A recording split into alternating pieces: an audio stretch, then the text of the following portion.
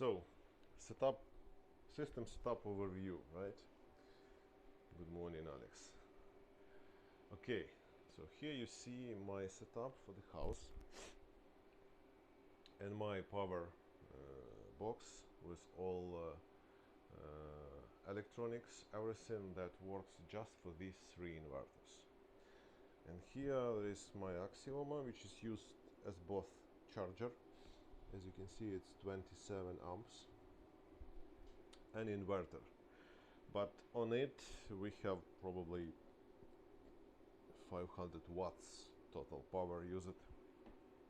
So it's not essential components on this inverter, because the main function of this inverter is to provide charge for the batteries, right? And it's a limiter. It has 30 amps the most for charging batteries. Also I have two other inverters.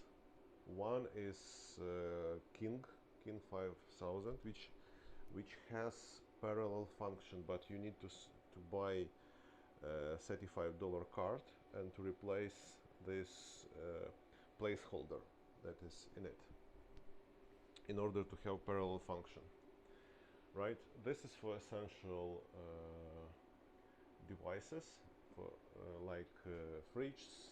I have two, like kitchen, like everything like internet, everything that is really important for me, right? And second one is a VM3, which is way smaller. It's smaller than Axioma, but it's more powerful than Axioma in terms of functionality. It has that scheduling function, which I'm not using right now, and it is used just as an off-grid inverter. There is a backup bypass function enabled on both inverters. Like if it's over usage of power, it's going bypass. If the voltage on battery goes below the set point, it also goes into bypass mode and charging battery for both these inverters. So like a backup, they are working great, but the normal operation is just inverter. As you can see, they sense power from grid, but there is no connection for the battery. So it works just a backup when battery goes below the lower point, then it hooks to the grid. In all other operations, they work like just inverters, nothing more, right? And everything which fits them is this inverter, 27 amps now, and this is how the system works. So when you can see, so here is a current usage on three phases, and phase number 3 is this 27 amps, right? 27 amps. On phase number 1, it's more than 100 watts. I have some devices still not on inverter, still hooked before inverter. Not essential devices. It takes time in order to reconfigure everything in box, right? So it's all agile. You need to spend some time in order to make everything perfect. Otherwise you'll go waterfall, you'll stop everything for a couple of weeks in order to make everything perfect, and in the end you still have bugs. So this is something to think about when you plan your system. So technically how it goes, here is I have input from grid, right?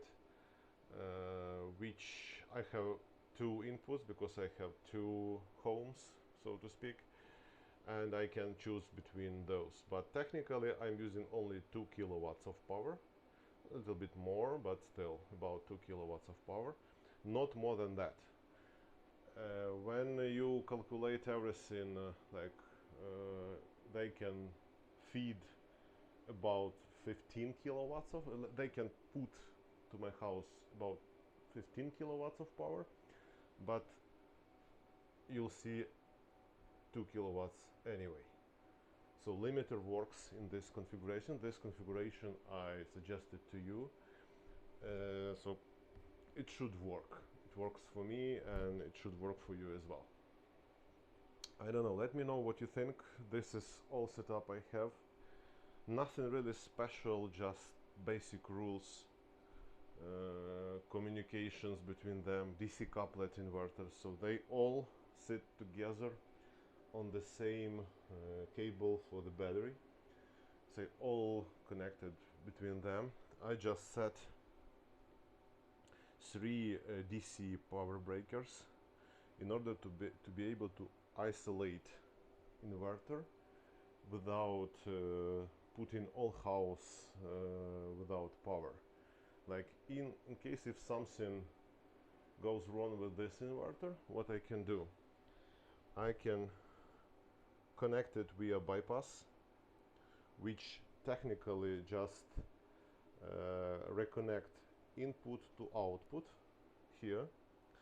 Then I can disable power for it by using this switch, and then I can disconnect battery from it, which means it literally means that I am kind of cutting all wires to it in order to be able to work with it while everything else is working by using bypass. This is something that you should work as well, especially when you have Chinese inverters without good I don't know, warranty or good support from manufacturers, and if something goes wrong, you go bypass, go buy another inverter. When it comes to your home, just replace it and enable it back. So this is how you will evolve over time. Let's say you need more than 5 kilowatts on the face, you need to buy 8 kilowatts, then connection stays the same. It's just a matter of replacing this box to something more bigger, hook it back with everything that you have and go from there. So this is a setup without solar completely. I have no solar here at all. I can have solar here, 4 kilowatts solar, here also 5 kilowatts of solar, and this one, it's probably 5 kilowatts. They are kind of writing that not clear, because technically you have maybe 4 kilowatts of solar power there in order for it to work without any issues. So this is just this system that helps you to increase your ability in terms of spikes when you have limiter on that 5 kilowatts from grid, right? Or 10 kilowatts in my case. Thank you, let me know what you think.